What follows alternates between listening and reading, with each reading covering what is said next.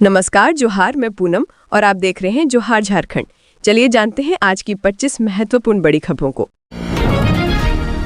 झारखंड सरकार गुजरात में फंसे 13 प्रवासी श्रमिकों को वापस लाने के प्रयास कर रही है। झारखंड सरकार गुजरात के कच्छ जिले में फंसे 13 प्रवासी श्रमिकों के एक समूह को वापस लाने का प्रयास कर रही है। ये जानकारी एक अधिकारी ने मंगलवार को दी।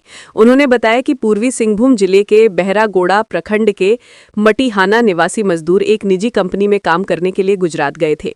सिंहभूम के उपायुक्त कर्ण सत्यार्थी ने पीटीआई भाषा को बताया, हमने प्रवासी श्रमिकों से संपर्क किया है, वे सुरक्षित हैं, लेकिन कंपनी ने उन्हें घर लौटने की अनुमति नहीं दी है। हम कंपनी प्रबंधन और गुजरात में संबंधित अधिकारियों से बात करने के बाद उनकी वापसी की व्यवस्था करेंगे। बहरागोड़ा के पूर्व विधायक कुणाल सारंगी ने मुख्यमंत्री हेमंत सोरेन को टैग करते हुए एक्स पर श्रमिकों की दुर्दशा साझा की। इसके बाद सोरेन ने जिला प्रशासन और राज्य श्रम विभाग के प्रवासी नियंत्रण प्रकोष्ठ को उन्हें वापस लाने का निर्देश दिया। सारंगी ने आरोप लगाया कि मजदूरों को खाना नहीं दिया जा रहा है और उनका वेतन रोक दिया गया है। सारंगी ने बताया कि मजदूरों के रिश्तेदारों ने बहरागोड़ा पुलिस थाने में शिकायत भी दर्ज कराई है। प्रवासी नियंत्रण प्रकोष्ठ की अधिकारी शिखा लकड़ा ने कहा कि कंपनी प्रबंधन से बात की जाएगी ताकि श्रमिकों को वेतन मिल सके और उनकी सुरक्षित वापसी की व्यवस्था की जाएगी। धनबाद के निरसा में भूधंसान 20 फीट गड्ढा बना, आंगनबाड़ी बंद होने से टला बड़ा हादसा। धनबाद निरसा के निरसा शासन बेड़िया पंचायत के बेलचड़ी स्थित मुगमा बस्ती राय टोला में सोमवार देर रात अचानक जोरदार धमाके के साथ जमीन धंस गई और देखते ही देखते करीब 15 से 20 फीट गहरा गड्ढा बन गया। गनीमत रही कि धंसान स्थल के पास स्थित आंगनबाड़ी केंद्र दुर्गा पूजा की छुट्टियों के कारण बंद था, अन्यथा सामान्य दिनों में यहां पढ़ाई करने वाले मासूम बच्चे और आसपास खेलने वाले ग्रामीण बड़ी दुर्घटना का शिकार हो सकते थे। घटना के बाद से पूरे इलाके में दहशत का माहौल है। आक्रोशित ग्रामीणों ने आरोप लगाया कि कुछ साल पहले यहां फारखेल भट्ठा संचालित होता था। उस दौरान मिट्टी की कटाई की गई थी। बाद में सतही तौर पर मिट्टी डालकर भराई कर दी गई और सड़क निर्माण के लिए पेवर ब्लॉक भी बिछा दिए गए, लेकिन अंदर की खाली जगह को सही तरीके से नहीं भरा गया, जिसका नतीजा ये हादसा है। ग्रामीणों का कहना है कि ये भूधंसान इस बात का सबूत है कि भराई सिर्फ औपचारिकता निभाने के लिए की गई थी। उन्होंने ईसीएल प्रबंधन से मांग की है कि नियमानुसार भराई कराकर क्षेत्र को सुरक्षित बनाया जाए ताकि भविष्य में किसी बड़ी जानमाल की क्षति से बचा जा सके। पलामू सड़क दुर्घटना में युवक की मौत, आक्रोशित ग्रामीणों ने किया सड़क जाम। हुसैनाबाद प्रखंड के जपला छतरपुर मुख्य मार्ग पर सोमवार देर शाम हुए सड़क हादसे में डंडेला गांव निवासी दशरथ रजवार के 25 वर्षीय पुत्र मुकेश कुमार की मौत हो गई। मुकेश बाइक से घर लौट रहा था, तभी खादी भंडार के पास एक पिकअप वैन ने उन्हें टक्कर मार दी। इस हादसे से आक्रोशित लोगों ने मंगलवार सुबह नहर मोड़ के पास मुख्य सड़क जाम कर दिया। जाम करीब 1.5 घंटे तक जारी रहा, जिससे यातायात पूरी तरह ठप हो गया। बाद में प्रशासन की पहल पर सड़क पर ट्रैफिक बहाल किया गया। हुसैनाबाद अंचल अधिकारी पंकज कुमार ने मौके पर मृतक के पिता दशरथ रजवार को 20,000 रुपए का चेक सौंपकर सांत्वना दी और भरोसा दिलाया कि सरकारी प्राविधानों के तहत परिजनों को आगे भी सहायता प्रदान की जाएगी। इस दौरान थाना प्रभारी सोनू चौधरी, पुलिस बल और दर्जनों ग्रामीण मौजूद थे। रिम्स में असिस्टेंट प्रोफेसर की नियुक्ति को मिली मंजूरी, अस्पताल की व्यवस्था सुधारने पर जोर। रिम्स शासी परिषद की हाल ही में हुई शासी परिषद की 61वीं बैठक में संस्थान की व्यवस्थाओं को दुरुस्त करने और मरीजों को बेहतर स्वास्थ्य सेवाएं उपलब्ध कराने के लिए कई बड़े फैसले लिए गए। बैठक की कार्यवाही को लेकर रिम्स प्रबंधन ने विभाग को विस्तृत रिपोर्ट भेजी है। इसमें संस्थान की व्यवस्थाओं को दुरुस्त करने, मरीजों को बेहतर स्वास्थ्य सेवाएं उपलब्ध कराने और चिकित्सा शिक्षा को मजबूत करने के लिए कई महत्वपूर्ण फैसले लिए गए। बैठक का सबसे अहम फैसला ट्रॉमा सेंटर और सेंट्रल इमरजेंसी को आधुनिक बनाने का रहा। 78 बेड वाले ट्रॉमा सेंटर को तत्काल वेंटिलेटर युक्त बेड में बदलने का निर्णय लिया गया। साथ ही 100 नए वेंटिलेटर खरीदने की स्वीकृति भी दी गई। साथ ही एक और एमआरआई मशीन की खरीदारी पर स्वीकृति रिपोर्ट विभाग को भेजी गई है। मालूम हो कि 9 अक्टूबर को अगली जीबी की बैठक होनी है और अभी तक अंतिम बैठक के निर्णयों पर अमल नहीं हो पाया है। शासी परिषद ने माना कि रिम्स परिसर में पेयजल और स्वच्छता की समस्या गंभीर है। इसके समाधान के लिए दैनिक आधार पर साफ सफाई और पेयजल आपूर्ति की मॉनिटरिंग का निर्देश दिया गया। अब स्वच्छता और पेयजल व्यवस्था की मासिक रिपोर्ट रिम्स निदेशक को सौंपी जाएगी। अस्पताल में चिकित्सकों और कर्मचारियों की उपस्थिति सुनिश्चित करने के लिए बायोमेट्रिक अटेंडेंस डिवाइस लागू करने पर सहमति बनी। अब सभी कर्मियों की उपस्थिति बायोमेट्रिक प्रणाली से दर्ज होगी। बैठक में चिकित्सा संवर्ग के रिक्त पदों को भरने की दिशा में अहम निर्णय लिए गए। असिस्टेंट असिस्टेंट प्रोफेसर के रिक्त पदों पर शीघ्र साक्षात्कार आयोजित कर नियुक्ति की स्वीकृति दी गई। वरिष्ठ पदों की समीक्षा होगी। इसमें प्राध्यापक, अपर प्राध्यापक और सह प्राध्यापक की नियुक्ति के लिए एक 4 सदस्यीय समिति गठित की गई। रिम्स को देश की नामी चिकित्सा संस्थाओं के बराबरी पर लाने के लिए एक एडवाइजरी बोर्ड बनाने का निर्णय लिया गया। ये बोर्ड सुधार और नीतिगत सुझाव देगा और संस्थान की गुणवत्ता में वृद्धि के लिए काम करेगा। बैठक में उच्च न्यायालय द्वारा गठित अधिवक्ताओं की समिति की रिपोर्ट पर चर्चा की गई। परिषद ने तय किया कि सभी निर्देशों का कड़ाई से पालन किया जाएगा। साथ ही प्रबंधन और जिला प्रशासन को मिलकर जरूरी कार्रवाई करने को कहा गया। खूंटी में पुलिस हाजत में बंद युवक की मौत, जांच में जुटे वरीय अधिकारी। खूंटी जिले के मुरहू थाना क्षेत्र में पुलिस हाजत में बंद एक युवक की मौत हो गई। मृतक की पहचान राहुल मांझी के रूप में हुई है। जानकारी के अनुसार सोमवार की देर शाम ग्रामीणों ने उसे मेराल इलाके से पकड़ा था और बाद में पुलिस ने उसे हिरासत में लिया। उस पर गांव की एक लड़की के साथ जबरन दुष्कर्म का प्रयास करने का आरोप था। जानकारी के मुताबिक युवक को पूछताछ के बाद मंगलवार को जेल भेजने की तैयारी थी। इस बीच मंगलवार सुबह हाजत में उसकी मौत हो गई। बताया गया कि बाथरूम जाने के दौरान उसने तार के सहारे खुद को फांसी लगा ली। घटना की सूचना मिलते ही खूंटी एसपी मनीष टोपो, डीएसपी वरुण रजक सहित वरीय अधिकारी मौके पर पहुंचे और मामले की जांच शुरू कर दी। फिलहाल पुलिस ने इस संबंध में आवश्यक कार्रवाई शुरू कर दी है और पोस्टमार्टम के बाद आगे की कानूनी प्रक्रिया की जाएगी। भाकपा माओवादी ने झारखंड सहित 5 राज्यों में 15 अक्टूबर को बंद का आह्वान किया। प्रतिबंधित संगठन भारतीय कम्युनिस्ट पार्टी माओवादी ने झारखंड समेत 5 राज्यों बिहार, पश्चिम बंगाल, असम, उत्तर छत्तीसगढ़ और झारखंड में 15 अक्टूबर को बंद का आह्वान किया है। संगठन ने इसके साथ 8 से 14 अक्टूबर तक प्रतिरोध सप्ताह मनाने की भी घोषणा की है। ये बंद और विरोध कार्यक्रम कथित तौर पर केंद्रीय गृह मंत्री अमित शाह द्वारा बातचीत से इनकार किए जाने और ऑपरेशन कगार के तहत चलाए जा रहे सुरक्षा बलों के अभियान के विरोध में बुलाया गया है। संगठन के पूर्वी रीजनल ब्यूरो के प्रवक्ता संकेत द्वारा जारी एक प्रेस विज्ञप्ति में आरोप लगाया गया है कि 15 सितंबर 2025 को संगठन के केंद्रीय कमेटी के सदस्य Sahdev Soren, Bihar Jharkhand special area committee के सदस्य रघुनाथ हेम्ब्रम और जोनल कमेटी सदस्य राम खेलावन गंजू को एक फर्जी मुठभेड़ में मारा गया। संगठन का आरोप है कि इस तरह की कार्रवाइयों में कई अन्य कार्यकर्ताओं को भी निशाना बनाया गया है। माओवादी संगठन ने गिरफ्तार किए गए सदस्यों को जल्द कोर्ट में पेश करने की मांग की है और मुठभेड़ों से बचने की सलाह दी है। प्रेस विज्ञप्ति में चेतावनी दी गई है कि यदि ऐसा नहीं हुआ तो संगठन विरोध में कठोर कदम उठा सकता है। हालांकि बंद के दौरान दूध वाहन, प्रेस वाहनों और रोगियों को ले जाने वाली एम्बुलेंस को इससे मुक्त रखने की बात कही गई है। सुरक्षा एजेंसियां सतर्क, सभी जिलों को अलर्ट। नक्सली बंद की घोषणा के मद्देनजर खुफिया एजेंसियों ने सभी संबंधित राज्यों के जिलों में अलर्ट जारी कर दिया है और सुरक्षा व्यवस्था को चाक चौबंद रखने के निर्देश दिए गए हैं। इस मुद्दे पर झारखंड के पुलिस महानिदेशक डीजीपी ने प्रतिक्रिया देते हुए कहा, नक्सलियों की ये धमकी केवल डर फैलाने की कोशिश है। जहां भी ये छिपे हुए हैं, जैसे ही बाहर आएंगे उनके खिलाफ सख्त कार्रवाई की जाएगी।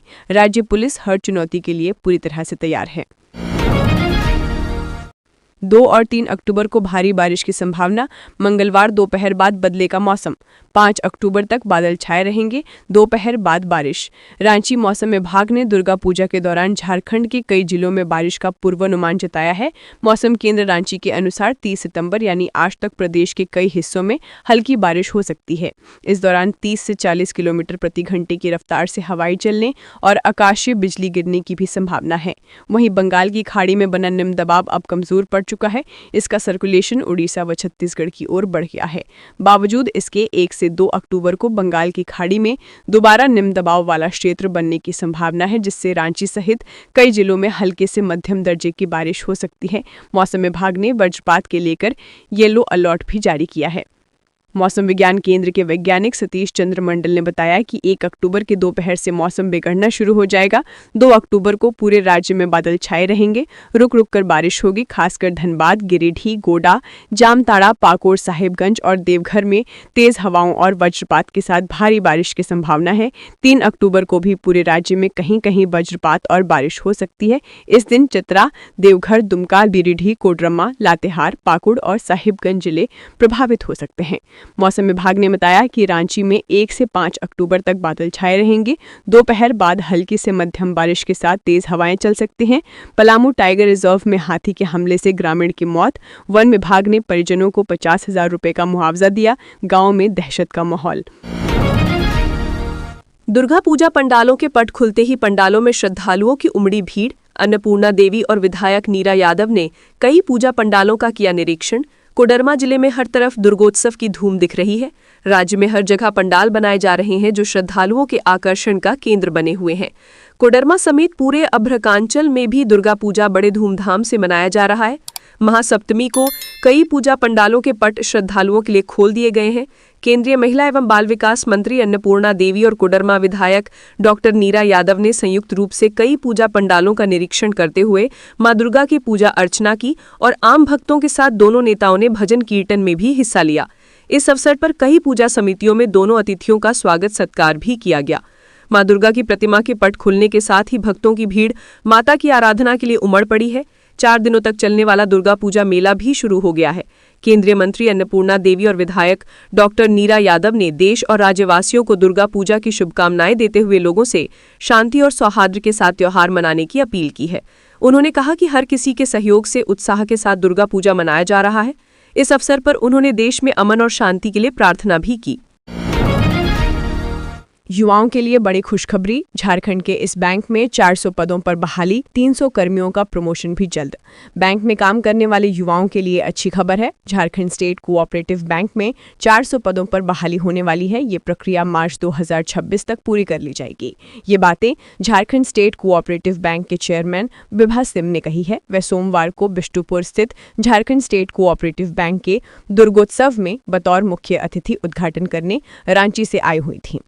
झारखंड स्टेट कोऑपरेटिव बैंक के चेयरमैन विभा सिंह ने कहा है कि कोऑपरेटिव बैंक में कार्यरत करीब 300 कर्मियों और पदाधिकारियों को जल्द प्रोन्नति मिलेगी। वहीं करीब 400 खाली पदों पर मार्च 2026 तक बहाली ली जाएगी।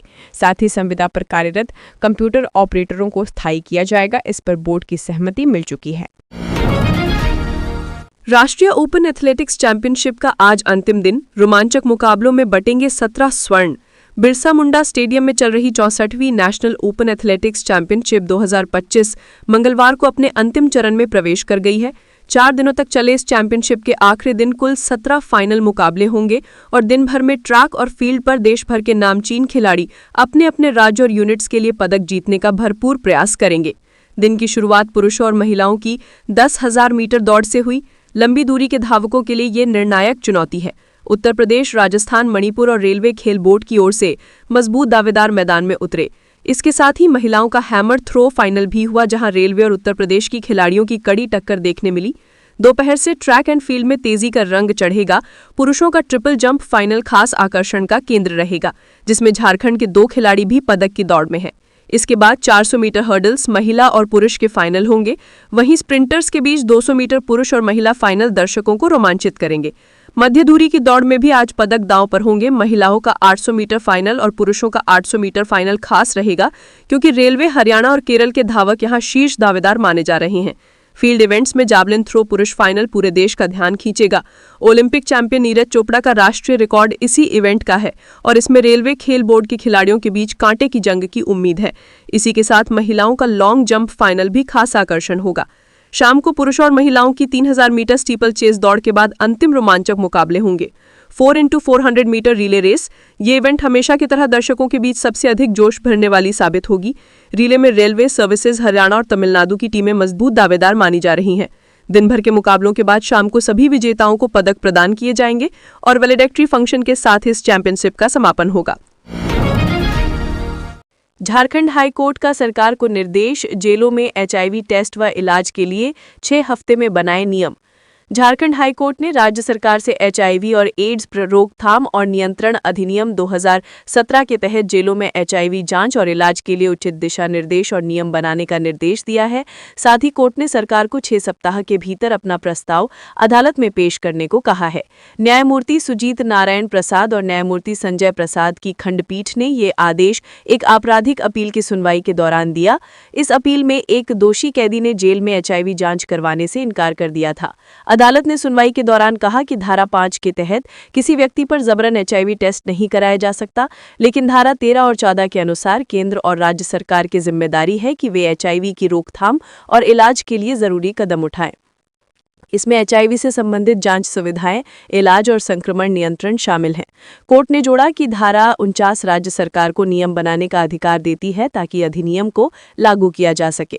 सुनवाई के दौरान स्वास्थ्य विभाग के अतिरिक्त मुख्य सचिव और गृह, जेल एवं आपदा प्रबंधन विभाग के प्रमुख सचिव ने संयुक्त रूप से कहा कि राज्य सरकार उचित उपाय करेगी।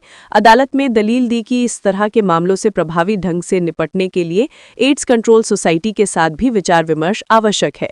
राज्य सरकार को निर्देश दिया गया है कि वो राज्य एड्स नियंत्रण सोसाइटी के साथ मिलकर दिशा निर्देश तैयार करे। यदि पहले से ही राष्ट्रीय एड्स नियंत्रण संगठन द्वारा कोई निर्देश दिया गया है तो उसका सही तरीके से पालन किया जाए। अदालत ने मामले की अगली सुनवाई के लिए 7 नवंबर की तिथि निर्धारित की।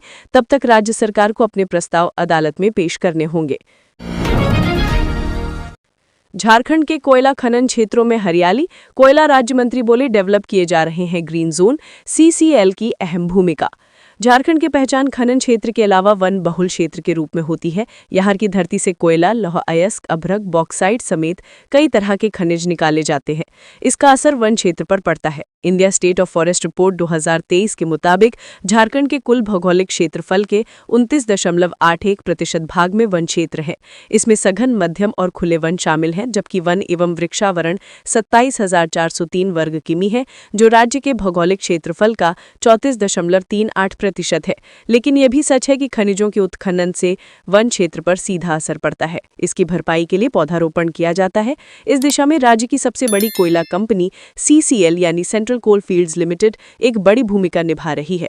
पिछले दिनों झारखंड दौरे पर आए कोयला राज्य मंत्री सतीश चंद्र दुबे ने ग्रीन जोन को लेकर सवाल के जवाब में कहा था कि अगर हम धरती माँ से कुछ लेते हैं तो उनको हरा भरा रखना भी हमारी जिम्मेदारी है। हरियाली जीवन का एक बड़ा राज है। पौधारोपण से न सिर्फ प्रदूषण नियंत्रण करने में सहयोग मिलता है, बल्कि आम जनमानस में भी अच्छा संदेश जाता है। इसको ध्यान में रखते हुए ग्रीन जोन डेवलप किए जा रहे हैं। झारखंड के वन, पर्यावरण एवं जलवायु परिवर्तन विभाग का दावा है कि वनावरण साल 2021 से 2023 की अवधि में 23,721 वर्ग किमी से बढ़कर 23,765 वर्ग किमी हो गया है। इसके साथ ही वनों के बाहर वृक्षावरण भी 3,637.55 वर्ग किमी हो गया है। बता दें कि 15 नवंबर 2000 को झारखंड गठन के बाद साल 2001 में 28.40 वन क्षेत्र था, जो साल 2023 में बढ़कर 29.81% हो गया है।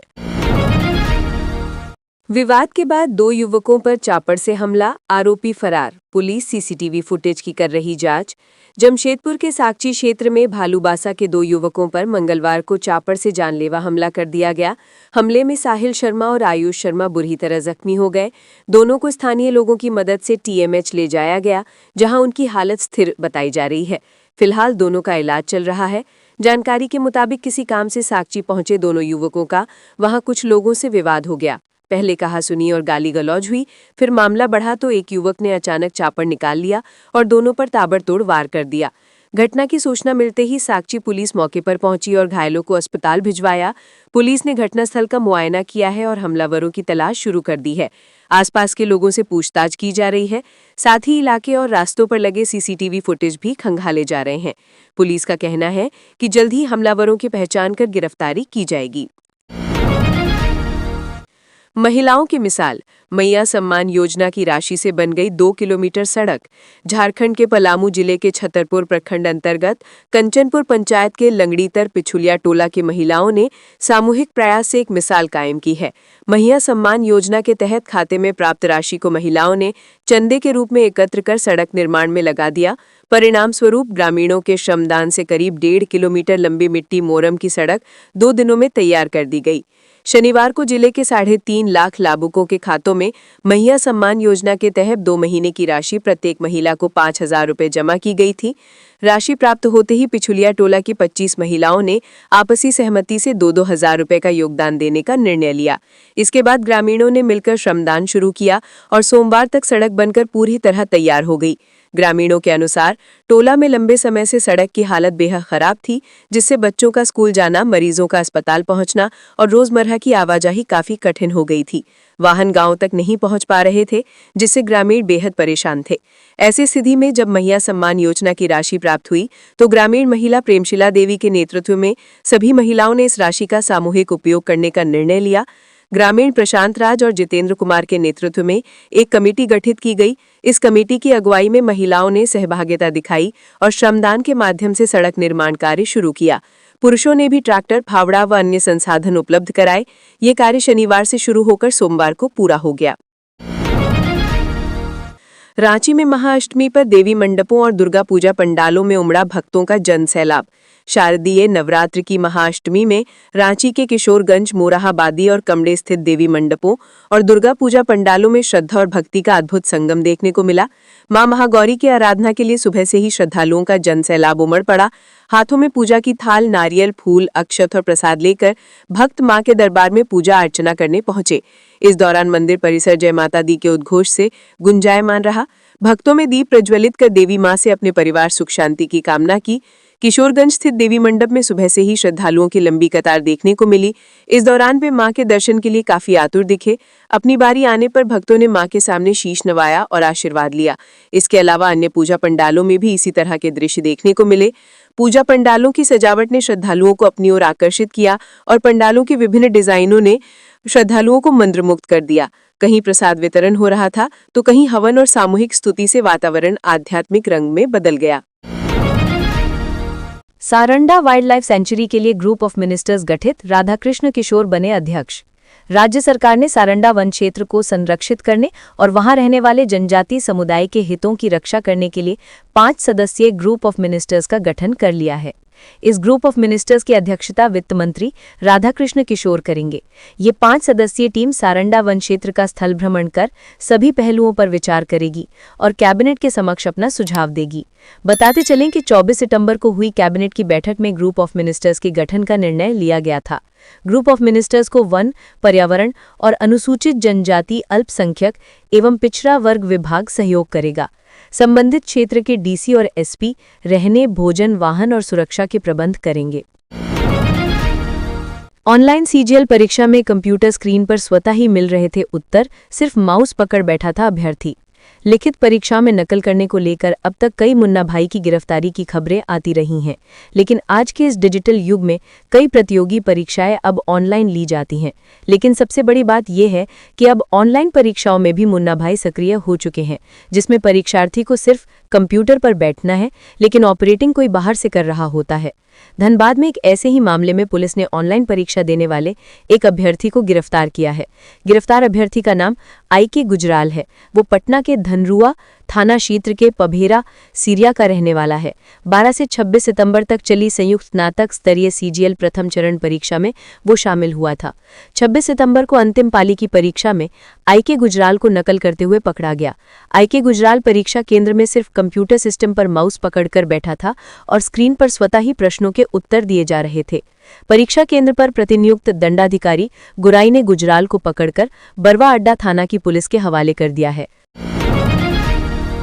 दुर्गा पूजा में स्काडा के जरिए होगी रांची में बिजली व्यवस्था की निगरानी। दुर्गा पूजा के दौरान राजधानी की बिजली आपूर्ति और व्यवस्था को supervisory control and data acquisition system SCADA के जरिए 24 घंटे मॉनिटर किया जाएगा। खासकर राजधानी के उन 44 पावर सबस्टेशनों को जहां ये सिस्टम पूरी तरह से कनेक्टेड है। इस सिस्टम से बिजली व्यवस्था कंट्रोल करने की योजना है। पूजा के दौरान लाइन या ट्रांसफार्मर में खराबी आने पर घंटों बिजली गुल नहीं रहेगी, बल्कि वैकल्पिक व्यवस्था से पलक झपकते ही बिजली आपूर्ति सुचारू हो जाएगी। कर्मियों ने कहा कि इस व्यवस्था के जरिए फॉल्ट ठीक होने में कम वक्त लगेगा। व्यवस्था की प्रभावी मॉनिटरिंग की होगी। ये भी पता चलेगा कि कहां सबसे ज्यादा बिजली की खपत हो रही है और कहां सबसे कम। स्काडा एक हाईटेक प्रणाली है जो प्राप्त डेटा को ऑपरेटर के स्क्रीन पर प्रदर्शित करेगी। पावर एम्पियर डाउन होने की सूचना फौरन उपलब्ध होगी। रांची के किसी एरिया में फॉल्ट आने पर उसकी जानकारी तुरंत कंप्यूटर स्क्रीन पर दिखने लगेगी। स्क्रीन पर आए इंफॉर्मेशन पर यह भी दिखेगा कि किस कोड नंबर के RMU वाले क्षेत्र में फॉल्ट है। इस दौरान वहां तैनात कंट्रोल अफसर एरिया से संबंधित अभियंता को इसकी सूचना देगा और जब तक फॉल्ट दूर नहीं हो जाएगी तब तक मॉनिटरिंग करता रहेगा। हालांकि स्काडा कंट्रोल सेंटर पूरी तरह काम नहीं कर रहा है। इससे पूरी और सटीक जानकारी कमांड सेंटर तक नहीं पहुंच पा रही है। कमांड सेंटर का मुख्य स्क्रीन काम नहीं कर रहा है। कोकर डिवीजन सहित कुछ सबस्टेशनों के कंप्यूटर सिस्टम पिछले कुछ वक्त से खराब हैं। स्काडा कंट्रोल सेंटर के टेक्निकल असिस्टेंट अनिल कुमार ने कहा कि पूजा के दौरान स्काडा सिस्टम का उपयोग बिजली सबस्टेशन में उपकरण या संयंत्र की निगरानी और नियंत्रण के लिए किया जा रहा है। इस प्रणाली के तहत दूर के टर्मिनल के साथ ही संयंत्र में फील्ड की जानकारी या डेटा को स्काडा सिस्टम से जुड़े कंप्यूटर में भेजा जाएगा। इसके बाद वहां की बिजली बंद रहने की सूचना संबंधित अधिकारियों को भेज दी जाएगी। लातेहार डीसीएसपी ने दुर्गा पूजा पंडालों का किया निरीक्षण, दिए कई निर्देश। लातेहार जिले में दुर्गा पूजा शांतिपूर्ण और सुचारू रूप से संपन्न कराने के उद्देश्य से डीसी उत्कर्ष गुप्ता और एसपी कुमार गौरव ने दुर्गा पूजा पंडालों का दौरा किया। इस दौरान दोनों अधिकारियों ने चंदवा, बालूमाथ, बारियातू और हेरहंज थाना क्षेत्रों के पंडालों का निरीक्षण किया और मौके पर मौजूद पदाधिकारियों को कई आवश्यक दिशा निर्देश दिए। डीसीएसपी ने दिए कई निर्देश। पंडालों में महिलाओं और पुरुषों के लिए अलग अलग कतार या प्रवेश और निकास की व्यवस्था सुनिश्चित की जाए। दुर्गा पूजा समिति के सदस्य बैच लगाकर ड्यूटी पर रहें ताकि उनकी पहचान हो सके, साथ ही व्यवस्था को सुचारू रूप से संचालित करने में मदद मिल सके। पूजा के दौरान भारी वाहनों का प्रवेश रोकने के लिए आवश्यक कदम उठाएं। एसपी कुमार गौरव ने आश्वस्त किया कि प्रशासन दुर्गा पूजा के त्योहार को शांतिपूर्ण माहौल में संपन्न कराने के लिए पूरी तरह मुस्तैद है। इस अवसर पर आम लोगों से भी त्योहार को आपसी सौहार्द और शांतिपूर्ण तरीके से मनाने की अपील की। बांदगाड़ी में सरना प्रार्थना सभा युवा समिति का गठन, 12 अक्टूबर को आक्रोश महारैली में भाग लेने का निर्णय। रांची के बांदगाड़ी दीपाटोली में आयोजित विशेष बैठक में राजी पढ़ा सरना प्रार्थना सभा युवा समिति अनिबंधित का गठन किया गया। इस समिति की अध्यक्षता राजी पढ़ा सरना प्रार्थना सभा महिला प्रकोष्ठ रांची महानगर की अध्यक्ष सुभानी तिग्गा करेंगी। बैठक में रांची समेत दूर दराज क्षेत्रों से आए सरना धर्मगुरुओं और धर्मावलंबियों ने सर्वसम्मति से समिति के पदाधिकारियों का चयन किया। इस अवसर पर महिला प्रकोष्ठ की ओर से सभी धर्मगुरुओं को सरना गमछा और सखुआ वृक्ष भेंट कर सम्मानित किया गया, जो सरना संस्कृति की आत्मा माने जाते हैं। बैठक में नवनिर्वाचित पदाधिकारियों ने संकल्प लिया कि वे सरना समाज को नशा मुक्त, धर्मनिष्ठ, संस्कृति समर्पित और शैक्षणिक रूप से जागरूक समाज के रूप में विकसित करने के लिए हर संभव प्रयास करेंगे। बैठक में ये भी निर्णय लिया गया कि आगामी 12 अक्टूबर 2025 को मुरहाबादी मैदान में आयोजित आक्रोश महारैली में महिला प्रकोष्ठ और युवा समिति की ओर से पूर्ण भागीदारी की जाएगी। ये महारैली कुर्मी महतों को अनुसूचित जनजाति सूची में शामिल किए जाने के प्रस्ताव के विरोध में आयोजित की जाएगी। जमशेदपुर शहर की बस्तियों में उत्पाद विभाग का छापा, भारी मात्रा में अवैध देसी और विदेशी शराब बरामद। उत्पाद विभाग की छापामारी में सोमवार को शहर के विभिन्न इलाकों से भारी मात्रा में अवैध देसी और विदेशी शराब बरामद किए गए। छापामारी के दौरान सभी अभियुक्त भागने में सफल रहे। उनके खिलाफ मामला दर्ज किया जा रहा है। ये छापामारी अभियान सहायक आयुक्त उत्पाद पूर्वी सिंहभूम के निर्देशानुसार चलाया गया। इस दौरान एक झुग्गी में चल रही अवैध विदेशी शराब की मिनी फैक्ट्री भी पकड़ी गई। प्राप्त जानकारी के अनुसार सीताराम डेरा थाना अंतर्गत हरिजन बस्ती में दुर्गा साव के घर से विभिन्न ब्रांडों के भारी मात्रा में नकली विदेशी शराब, झारखंड में प्रतिबंधित विदेशी शराब एवं बियर बरामद किया गया, जिसे झोलों में भरकर रखा गया था। दुर्गा साव के घर से विभिन्न ब्रांड के करीब 360 तथा करीब 47 लीटर बियर जब्त किया गया। इस दौरान छापामारी के लिए वाहनों को रुकता देख स्थानीय निवासियों द्वारा शोर कर दुर्गा साव को भागने का संकेत कर दिया गया, जिससे वो घर के दूसरे दरवाजे से निकल सघन बस्ती का लाभ ले फरार हो गया। उसके खिलाफ अभियोग दर्ज किया जा रहा है। दूसरी तरफ इसके तुरंत बाद बिष्टुपुर थाना अंतर्गत धतकीडीह की हरिजन बस्ती में बिष्टुपुर थाना के साथ संयुक्त छापामारी की गई, जिसमें मुन्ना घोष के कब्जे वाली झुग्गी में चल रही अवैध विदेशी शराब की मिनी फैक्ट्री एवं अवैध चुलाई शराब के वृहद भंडारण का उद्भेदन किया गया।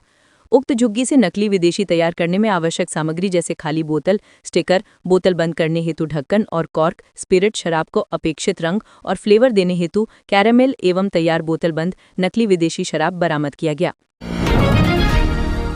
पलामू से गायब 1 करोड़ की हथिनी छपरा से बरामद। 27 लाख में महावत ने किया सौदा, शरीर में लगी चिप के जरिए मिला लोकेशन। पलामू से चोरी हुई हथिनी को पुलिस ने बिहार के छपरा जिले के अमनौर से बरामद कर लिया है। ये हथिनी अमनौर के पहाड़पुर निवासी गोरख सिंह को 27 लाख रुपए में बेची गई थी। हथिनी की चोरी की शिकायत उसके असली मालिक उत्तर प्रदेश के मिर्जापुर निवासी नरेंद्र कुमार शुक्ला ने 12 सितंबर को पलामू सदर थाना में दर्ज कराई थी। हथिनी में लगी चिप के जरिए उसकी लोकेशन का सुराग मिला, जिसके बाद वो एक घर के बरामदे में बंधी हुई मिली। मामले की शुरुआत 11 अगस्त से हुई, जब नरेंद्र कुमार शुक्ला जोरकट इलाके में अपने महावत और हथनी से मिले थे, लेकिन 13 अगस्त को दोबारा लौटने पर महावत हथनी समेत गायब था। काफी खोजबीन के बाद भी जब कोई पता नहीं चला तो उन्होंने एफआईआर दर्ज कराई। इसके बावजूद शुक्ला ने खुद हथनी की तलाश जारी रखी। उन्होंने उत्तर प्रदेश से लेकर बिहार के नेपाल बॉर्डर और छपरा तक खोजबीन की। आखिरकार हथनी की जानकारी मिलने पर उन्होंने पलामू पुलिस को सूचना दी। सूचना मिलते ही पलामू पुलिस की टीम छपरा पहुंची। स्थानीय थाना व वन विभाग के सहयोग से हथनी को बरामद कर लिया। जांच में सामने आया कि महावत ने मालिक के परिचितों के साथ मिलकर हथनी का सौदा गुपचुप तरीके से कर दिया था। थाना प्रभारी लालजी ने बताया कि फिलहाल हथनी जयमती को विधिवत जब्त कर लिया गया है। गोरख सिंह उर्फ अभिमन्यु को ही जिम्मेनामा या कस्टडी बॉन्ड पर सौंपा गया है। मामले की आगे की जांच जारी है। सतीश पॉल मुंजनी ने कहा, राहुल गांधी को जान से मारने की धमकी देना लोकतंत्र पर सीधा हमला। कांग्रेस मीडिया चेयरमैन सतीश पॉल मुंजनी ने भाजपा प्रवक्ता पिंटू महादेव द्वारा लाइव टेलीविजन पर राहुल गांधी को जान से मारने की दी गई धमकी की निंदा की है। उन्होंने इसे शर्मनाक और लोकतंत्र व संवैधानिक राजनीति पर सीधा हमला बताया है। मुंजनी ने कहा है कि विचारों का मतभेद राजनीति का हिस्सा है। ये वही जहरीली मानसिकता है जिसने महात्मा गांधी की हत्या करवाई थी। उन्होंने स्पष्ट कहा है कि राहुल गांधी को गोली मारने की बात करना भारत की आवाज को दबाने की कोशिश है। ये बयान सिर्फ राहुल गांधी पर नहीं बल्कि उन सभी युवाओं पर हमला है जो बेरोजगारी, महंगाई और नफरत की राजनीति पर सवाल उठाते हैं। यदि भाजपा इस बयान से खुद को अलग नहीं करती और प्रवक्ता पर कार्रवाई नहीं करती तो यह हिंसक सोच उसकी आधिकारिक नीति मानी जाएगी। कांग्रेस ने प्रवक्ता के खिलाफ तुरंत एफआईआर दर्ज करवाने की मांग की है। सतीश पॉल मुंजनी ने यह भी मांग की है कि भाजपा नेतृत्व सार्वजनिक तौर पर माफी मांगे और मीडिया संस्थान ऐसे लोगों को मंच ना दें जो देश में नफरत और हिंसा भड़काने वाली भाषा बोलते हैं। भारत डरने वाला नहीं है। राहुल गांधी की आवाज न गोली से दबेगी न धमकी से, बल्कि और बुलंद होगी। तो ये थी आज की झारखंड की महत्वपूर्ण बड़ी खबरें। अगर आप इसी तरह झारखंड के हर छोटी से बड़ी खबर की जानकारी पाना चाहते हैं तो आप हमारे चैनल को सब्सक्राइब करके रखें। तो हमें दीजिए इजाजत, फिर मिलते हैं अगली न्यूज में। धन्यवाद।